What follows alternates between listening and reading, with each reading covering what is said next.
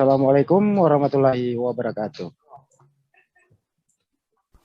Jumpa kembali Ikhwan Fillah ya, di channel kesayangan kita semua atau di JCC ya. Alhamdulillah kita panjatkan syukur kehadirat Allah Subhanahu wa taala. Kita masih diberi kesehatan tentu hari ini, dan salawat kepada Nabi Muhammad SAW sebagai umat muslim. Kita di satu majelis di JCC pada malam hari ini, tentu dengan bincang-bincang kepada saudara kita Edi Badai yang begitu fenomenal ya, banyak digandrungi oleh siapapun di luar sana, baik Kristen maupun agama lain gitu ya. Ini orang kok sangat fenomenal banget ya. Kesempatan teman-teman di JCC untuk bertanya apa saja. Tentu kita perlukan pertanyaan-pertanyaan yang kritis gitu ya.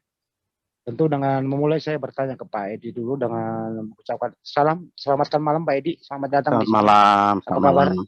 Baik. Oke, baik. Pak Edi, saya mendengar profesi Anda itu seorang seniman, betul ya? Betul. Sip. Apakah seniman itu ya membuat Anda happy di dunia ini? Membuat saya happy.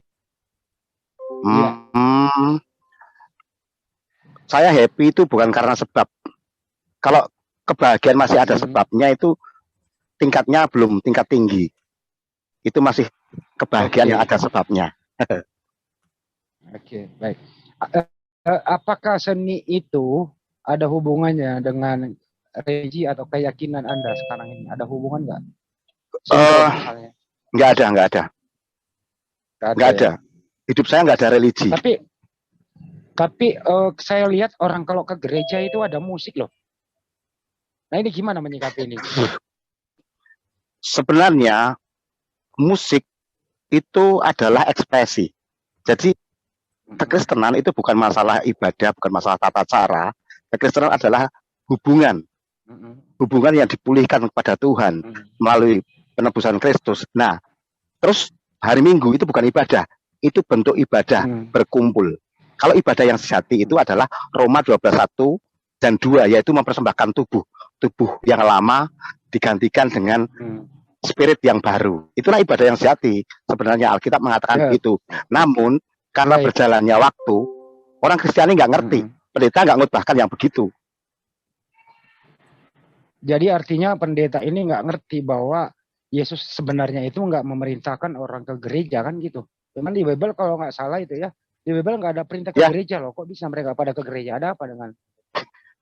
Begini, karena ke gereja itu adalah sebenarnya ya gini loh, pendeta itu tidak menerangkan secara esensi. Karena diterangkan tidak diterangkan, mungkin pikiran setiap orang itu berbeda. Ada pendeta kan tidak mempengaruhi keselamatan, ya kan? Hai kamu ke gereja, padahal gereja itu orangnya. Gereja itu berbicara mengenai orangnya, bukan gedungnya, ya kan? Gereja itu pribadi dan korporat. Gimana? Anda pernah ke gereja? Oh, pernah. Saya bahkan memimpin juga pernah. Saya nyetak orang jadi pendeta juga biasa. Iya, tapi saya lihat di gereja itu di Bible nggak ada perintah. Yesus memang nggak merintahin ke gereja hari Minggu, kok nggak ada itu. Terus kemudian itu tata cara dalam gereja. Nah, ini dari mana ini sumbernya kok ada ginian? Jadi begini, Bang. Jadi begini. Supaya kita semua tahu ya. Ya mungkin kalau Kristiani sebenarnya tahu, tetapi jadi gini. Gereja itu kan ketika orang masuk organisasi itu ada aturan, Bang. Tetapi orang yang di dalam organisasi pun sendiri ngerti bahwa ini memang aturan organisasi, bukan firman. Nangkep. Misalnya besok kamu latihan kur, kalau nggak tampil kur pakai batik, itu sebenarnya itu bukan masuk kepada esensi. Jadi makanya tergantung leadernya. Gitu. Tapi ornamen dalam gereja itu ada patung Yesus, ada yang lain-lain gitu, gimana itu? Itu apa ini nggak apa fungsinya gitu? Fungsinya ya tiap orang kan nggak sama, Bang. Itu fungsinya bisa jadi satu pencetus pencetus perkumpulan itu. Misalnya Katolik itu kan sebenarnya kalau bahasa dalam kita itu namanya pertemuan.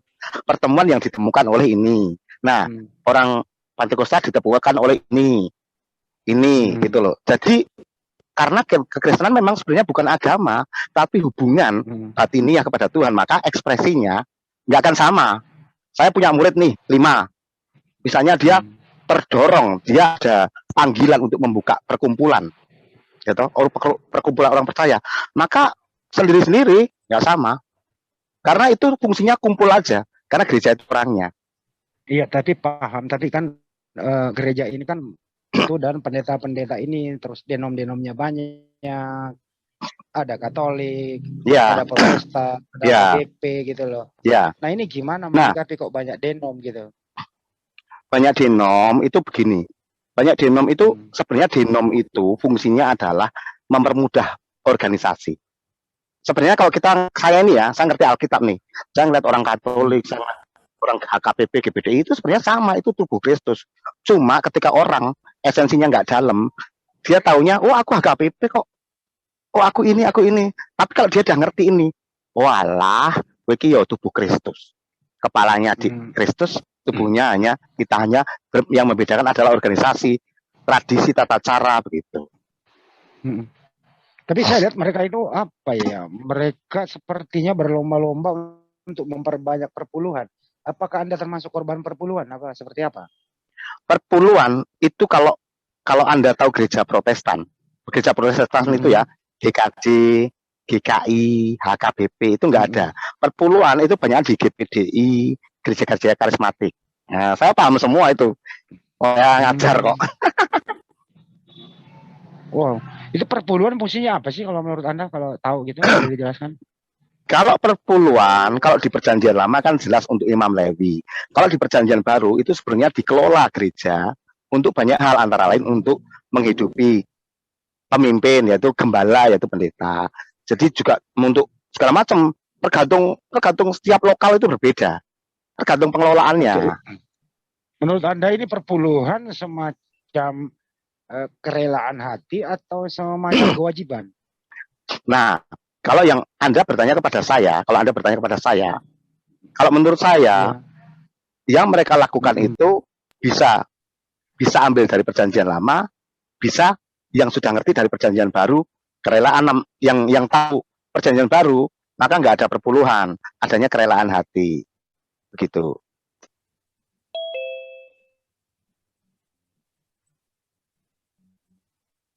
Jadi nggak ada paksaan di dalamnya ya?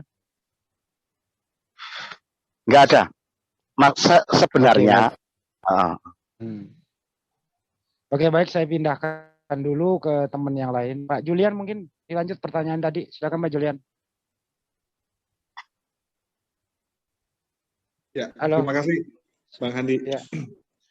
Sebenarnya saya mau menanyakan tadi sifatnya personal sih Bang, tapi karena tadi Bang Handi menyinggung tentang satu hal, jadi mungkin saya mau menanyakan itu saja, boleh Bang Handi?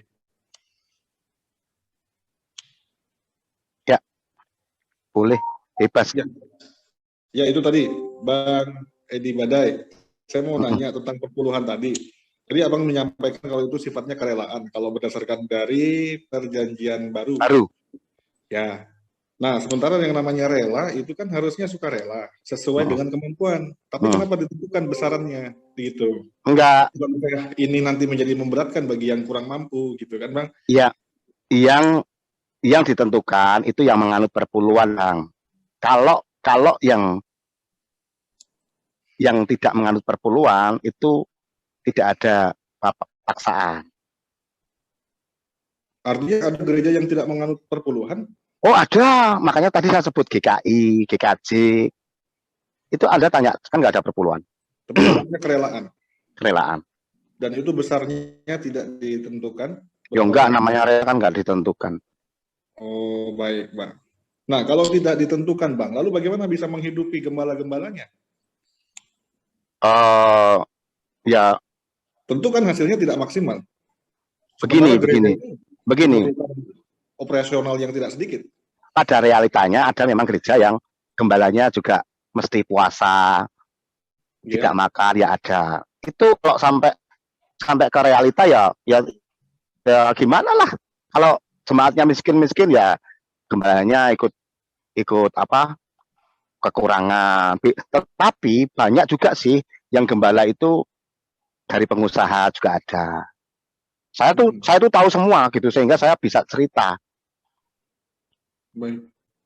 Jadi Bang, kalaupun memang yang tidak mampu, mungkin apakah ada yang sifatnya dibebaskan begitu? Kalau ada jemaat yang tidak mampu. Kurang mampu, saya bilangnya mungkin Oh seperti gini. itu. Jadi begini, kalau gereja yang perjanjian baru bener itu nggak ada urusan, lo nggak ngasih duit juga nggak apa-apa. Tetapi nggak ada sih jemaat yang nggak ngasih duit, nggak ada sih. Mesti dia merasa bahwa ketika dia dibina, ya kan. Wong kita sekolah aja kan bukan rohani loh ya, dikasih pelajaran aja kita bayar SPP kan gitu. Apalagi ini gembala yang memang misalnya dia full time itu tidak kerja, ya wis orang mesti rela memberi. Tetapi ada juga gembala yang memang pengusaha gede, dia malah ngasih jemaatnya juga ada. Saya dulu menggembalakan, saya malah masak sama istri saya. Jadi setiap selesai ibadah, jemaah saya suruh makan. Jemaah saya dulu orang-orang nggak punya. Baik, mungkin saya boleh posisikan Bang Edi. Saya bukan memojokkan atau bagaimana. Kalau Bang Edi menempatkan diri sendiri, kira-kira ada di posisi gembala atau sebagai dombanya nih kira-kira? Oh saya gembala Bang. Dulu. Kalau sekarang saya gembalanya gembala, masternya. Oh, jadi Abang menerima atau memberi? Oh, gini. Saya tidak masuk organisasi, tidak. Yang memberi dan menerima kan yang masuk di sebuah organisasi perkumpulan. Karena perkumpulan gereja ini nggak disebut gereja pun, kita ini gereja.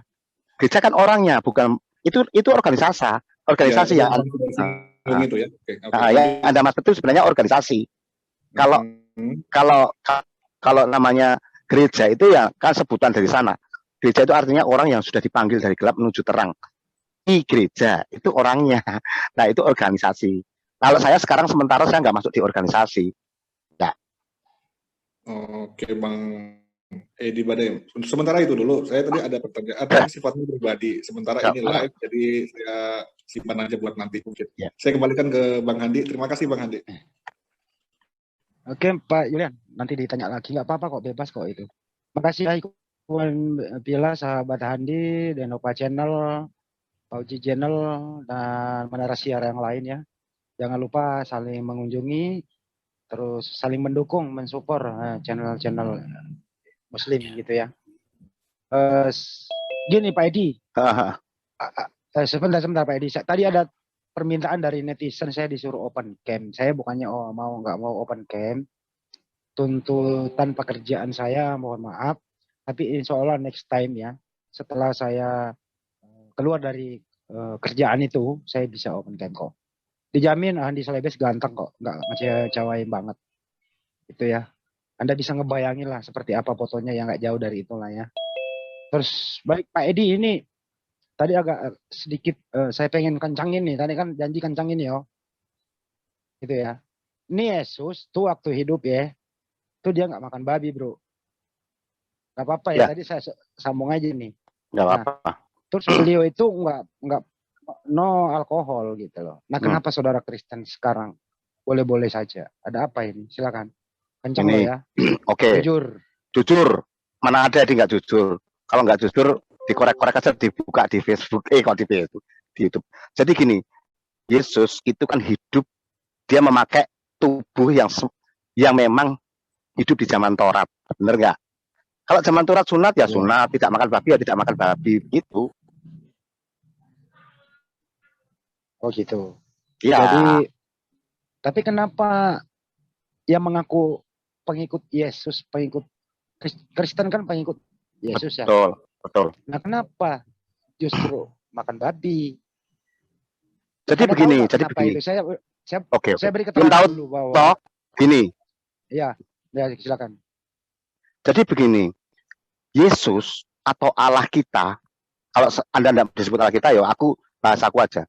Itu tujuannya ke bumi, tujuannya kepada saya, pada umat manusia itu nggak bikin agama, tapi menyelamatkan.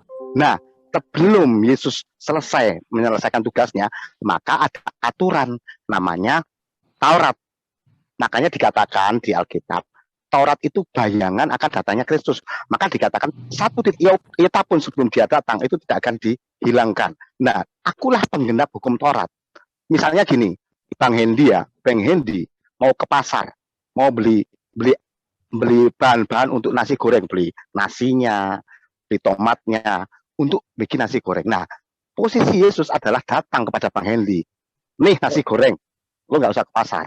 Oke, baik. Kalau menurut saya sih nggak kayak gitu. Kita nggak berselisih paham, nggak apa-apa. Yesus berkata gini, ya, tuh aku tak satu pun iota yang Iya. dihilangkan dari hukum Taurat, gitu ya. Ya, aku bawa selama Alkitabnya. Langit dan bumi ini belum runtuh kan gitu. Betul. Nah, sedangkan Paulus dalam Efesus 2 ayat 15 mengatakan kayak gini, dengan matinya dia sebagai manusia, segala peraturan dan hukum Taurat itu dibatalkan. Nah, sepertinya ini Paulus mengeliminasi pengajaran-pengajaran Yesus. Nah, saya mau bertanya, ini orang saudara Kristen ini pengikut Yesus apa pengikut Paulus? Anda di mana ini posisinya? Begini bro. Kalau Anda mau tahu sebenarnya apa yang dilakukan Paulus itu tidak pernah bertentangan sama sekali dengan Yesus. Nah, kalau Yesus mengatakan aku satu titik iota pun, itu bukan berarti dia itu memelihara hukum Taurat. Itu enggak. Tidak sama sekali. Yesus malah kadang-kala melanggar hukum Taurat. Edan ora dia. Edan. Karena dia pencipta hukum Taurat itu. Saya tahu. Jadi Anda tahu nggak Yesus melanggar hukum Taurat? Kenapa? Ada beberapa itu mengutuk pohon ara, pinjam keledai orang belum dibalikin. Terus bukan itu. Itu mah dosa-dosa yang dianggap muslim, dosa Yesus toh bukan itu. Yang dia melanggar hukum Taurat, dia melakukan pekerjaan di hari Minggu. Itu hukuman berat itu. Melanggar hari Sabat. Melanggar hari Sabat. Karena Yesus bilang, kenapa? Kadang-kala orang-orang ini melakukannya dengan lahiriah. Dia memakai jumbe di pinggir-pinggir jalan, itu yang dikecam Yesus. Iya memang disuruh pakai pakaian begitu, tapi hatimu itu lebih buruk. Jadi Yesus ngomong tentang esensi, karena orang-orang Taurat ini nggak ngerti sebenarnya hukum Taurat ini adalah bayangan akan datangnya dia loh, bayangan akan sebuah penebusan. Allah nggak bikin agama, nggak sama sekali. Makanya kekristenan itu bukan niru Yesus, enggak. Yesus datang untuk menebus. Jadi bukan agama itu sama sekali. Nah, sekarang gini, apa sih fungsi Yesus di kehidupan Anda? Ya, apa fungsi Yesus di kehidupan Anda dan apa fungsi Paulus di kehidupan Anda? Fungsi Yesus itu tidak ada lain dan tidak ada bukan, dia adalah menebus dosa manusia. Itu satu. Fungsi Paulus adalah meneruskan ajaran Yesus dan memperjelas. Karena banyak orang Kristiani, terutama orang Kristen yang dari Yahudi itu tidak paham. Anda tahu nggak kalau di tulisan Paulus itu justru memperburam? Saya tahu sekali. Saya tahu sekali maksudnya, tahu sekali dalam artian orang yang di luar Kristen nggak ngerti. Tahu sekali bahkan di kalangan Kristiani sendiri, Yudais, Adventis itu mereka sangat benci tulisan Paulus. Saya tahu ajaran Paulus, bro. Kan tadi kita berjanjikan ini ya. Kalau saya masternya ajaran Paulus. Nah, sama berarti kita. Iya, sama. Jadi gini, ajaran Paulus baik zamannya di Galatia, baik zamannya di Korintus dan lain-lain. Paulus adalah mantan pemberontak, di penjara 2 tahun di Sidon Pelik, ya. Kemudian namanya mantan nabi, mantan pemberontak. Perjalanan ke Damsyik, Paulus ini masih dalam misi mau menganiaya murid-murid. Tapi dalam peristiwa itu dia rebah di Damsyik, kemudian dibutakan matanya. Nah, ini kan semacam hukuman. Nah, kalau menurut saya, dan kedua adalah Paulus, Yesus itu belum pernah bertatap muka. Belum pernah bertemu. Saya juga belum pernah bertemu. Ya, bagaimana mungkin Anda mengatakan penerus? Justru saya mengatakan gini, surat-surat Paulus itu ya adalah hasil kreasi sendiri dan beliau mengatakan diilhami oleh Roh Kudus. Bagaimana menyikapi surat-surat terus dikatakan kitab suci? Bagaimana menyikapi ini? Ini berarti Anda mau merebutkan tentang kitab suci gitu loh ya. Gitu ya. Jadi gini. Oke. Jadi di zaman Paulus pun itu ada namanya sokok guru. soko guru itu memang ketika Paulus rebah dan dia bertobat, namanya dulu Saulus jadi Paulus, dia rebah, itu dia nggak sekonyong-konyong langsung diterima loh, itu ada prosesnya. 3 tahun dia menyendiri, ya kan? Nah, murid-murid Yesus itu ada Yohanes, Yakobus, Petrus. Pilar tiga ini dulu memang ketika ada Paulus nggak menerima. Kalau Anda nanti baca sejarahnya atau baca Alkitab semua, Paham saya. tetapi di perjalanannya, oh benar ini memang muridnya Yesus. Ajarnya semua sesuai dengan apa yang Yesus mau. Gitu kan? Anda mau tahu nggak itu Paulus pendusta? Ada ayatnya gini, oleh karena dustaku gitu loh. Oleh karena dustaku, begini. Kekayaan alam akan melimpah gitu begini, ya. Begini Bang. Jadi dengan Paulus berdusta, semuanya hebat gitu loh, heboh. Jadi gitu. gini, gimana? Ayat itu salah satu ayat yang dipakai Muslim untuk menyerang. Nah, kalau kita ngerti bahasa aslinya, pemasukan itu kita yang di dalam tahu arti dusta, misalnya arti enggak semua kata itu bisa diartikan, apalagi dipelintir kalau kita dari dalam tahu, gitu loh. Tapi Anda setuju nggak kalau Paulus pendusta? Kalau Anda tanya saya ya enggak, jelas enggak. Dia tapi adalah tapi dia sendiri yang ngomong loh, oleh karena dusta aku ya itu lihat aja di bahasa Inggris. Lihat di bahasa aslinya gitu, Bang. Oke, baik. Terus kemudian kan Paulus ini itu menulis surat loh, bahkan suratnya Anda tahu nggak salah satu suratnya itu loh, dia itu mencaci maki Yesus loh. Galatia 3:13 itu ya. Bilang gimana? Anda terkutuklah orang yang digantung di tiang salib. Ya. Artinya terkutuk. Artinya adalah bahwa Yesus digantung di tiang salib. Yesus secara tidak langsung mengatakan, Paulus berkata bahwa Yesus adalah terkutuk. Ya. Kan kurang ajar ini Paulus, gitu loh. Bukan begitu. Ya, jadi begini, teologinya adalah Yesus untuk menggantikan Anda dan saya itu memang diajarkan dengan orang-orang yang berdosa untuk bisa menebus kita, walaupun dia tidak berdosa. Nah, bahasanya adalah kalau orang yang di tiang kayu salib itu orang yang terkutuk. Hukuman Roma pada saat itu adalah hukuman salib itu hukuman paling berat. Maka bahasanya terkutuklah. Sebenarnya pemaksudannya, nah iya gini, kalau Anda cuma mengikuti kacamata Anda, terkutuklah. Nah, kan Anda perlu keterangan dari yang tahu, dari saya gitu. Itu maksudnya bukan Yesus terkutuk. Yesus dibikin seolah-olah terkutuk untuk kita. Seolah-olah apa terkutuk? Ini kejadian fakta, Yesus digantung di tiang salib terkutuk. Lah iya. Dia digantung di tiang salib, iya. Kalau Anda percaya, amin. Tetapi itu bukan berarti dia salah loh. Itu loh yang dimaksud terkutuk. Dibikin terkutuk. Tapi yang jelas kan Yesus digantung. Kenapa sih mesti harus digantung di tiang salib, dibunuh gitu? Nggak ada cara lain apa gitu nebus dosa gitu selain digantung gitu? Karena kebetulan itu hukumnya hukum Roma. Mungkin kalau di gulotin. Kalau di Jawa mungkin disamblek. Kalau di Amerika sudah modern disuntik mati mungkin. Jadi kalau boleh beranalogi, kalau di Jawa misalnya Yesus itu nggak disalib ya? Dia enggak. Dia apa dia? Nggak tahu ya hukuman Jawa itu apa. Hukuman raja-raja Jawa. Jadi gini loh. Intinya kalau ada kekristenan terus pakai lambang salib, nah itu sesuatu yang modifikasi. Makanya kita yang asli nggak pakai itu, tapi pakai itu juga nggak apa-apa, wong itu kekristenan bukan agama, bukan hidup dari lambang dari Alkitab no. Jadi dari lubuk hati yang paling dalam Anda benar-benar percaya itu kalau seorang Yesus itu utusan Tuhan digantung, dianiaya begitu, Anda percaya benar gitu? Malah bro, 1000% percaya. Kakek saya itu kan saya tahu dari kakek saya kan keturunan Sunan Kalijogo tuh, jadi pendeta dia. Anda cek di GKJ Wonosobo, dialah yang kita semua anak cucunya memang jadi orang percaya dan kita berbahagia. Tapi kita tetap diwanti-wanti, kamu tetap harus mencintai semua orang, terutama orang Muslim. Itu kamu harus kamu cintai, kamu hargai. Di kejadian tragis salib ini, ya ini salib loh, tragis loh.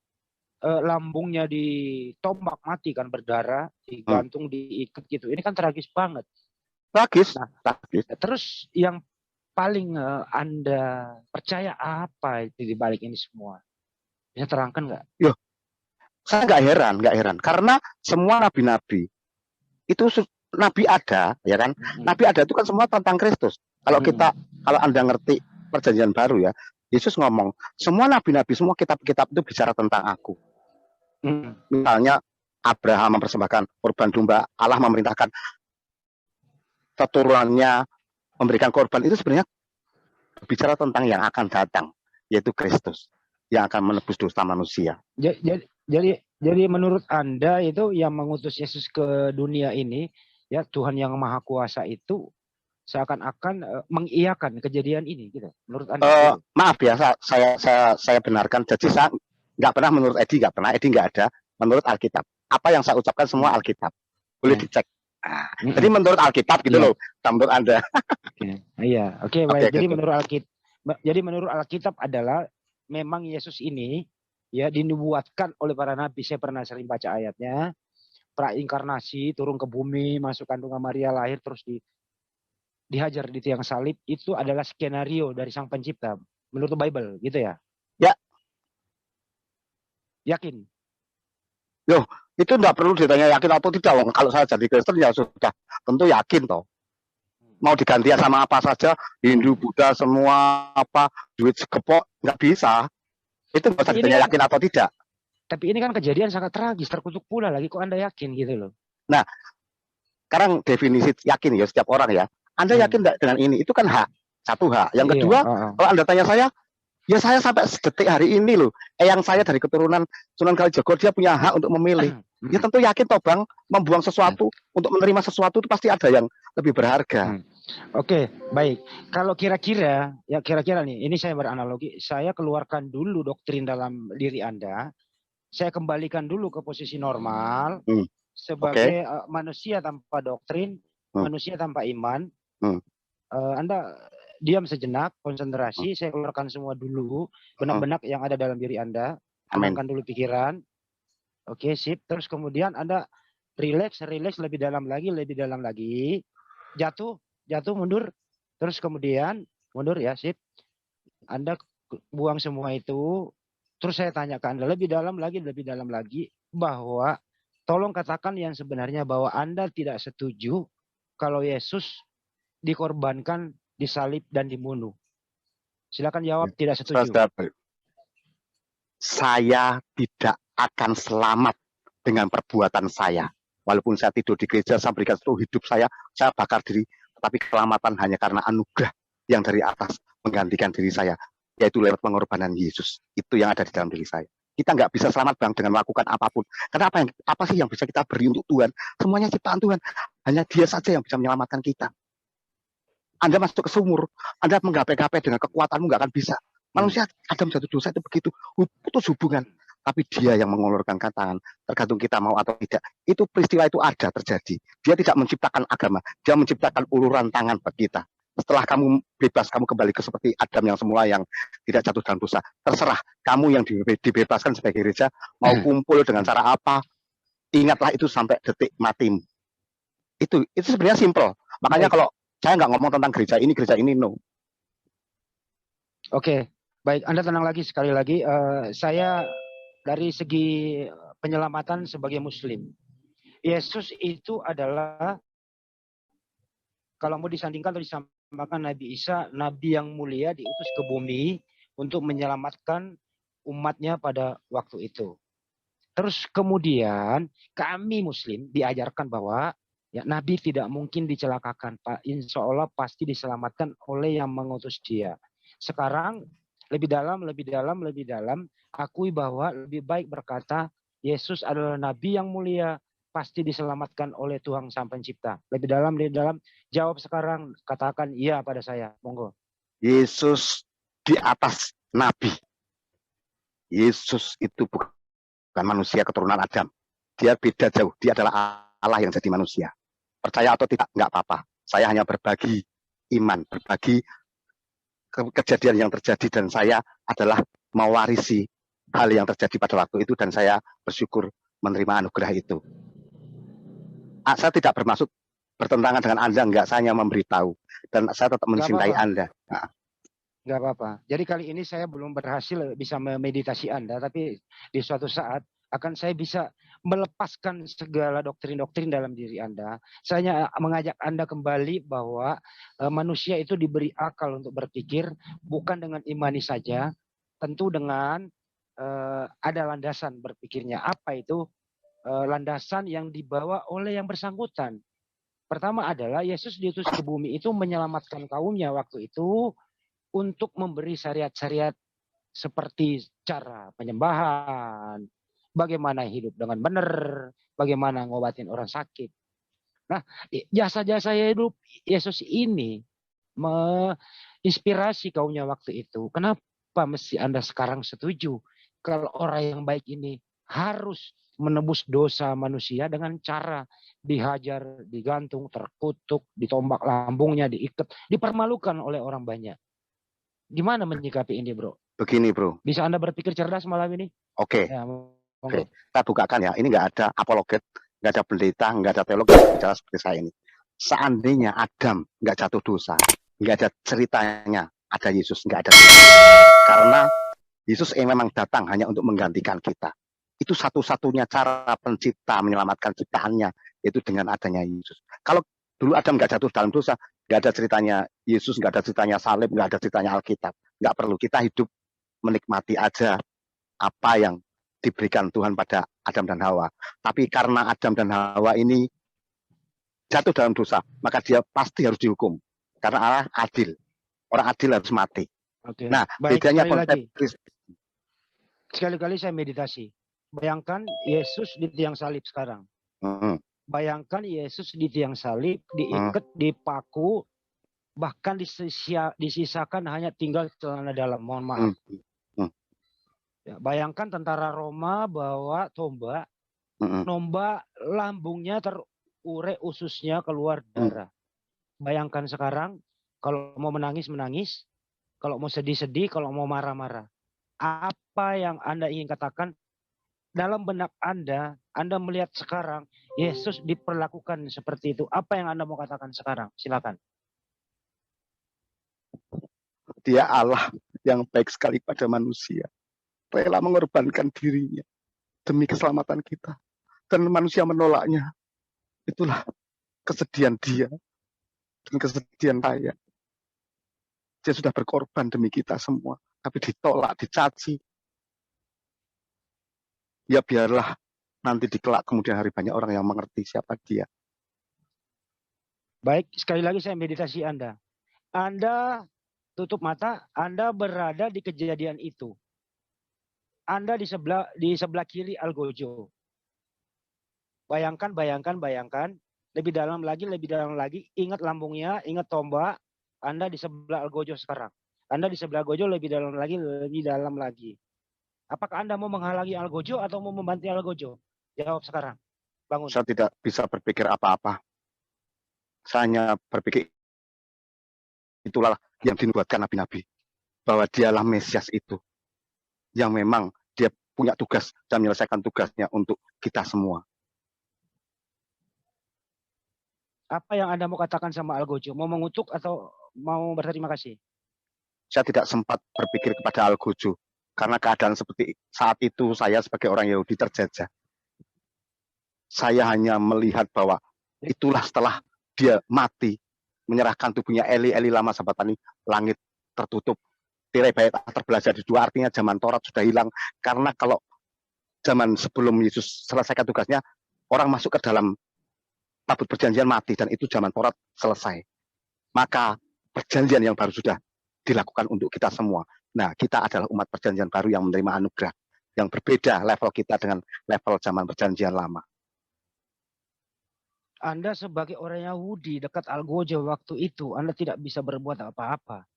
Apakah Anda nggak malu kalau dikatakan Anda pengecut, nggak membela orang yang mulia ini, yang digantung, disiksa begitu? Anda nggak malu dikatakan pengecut?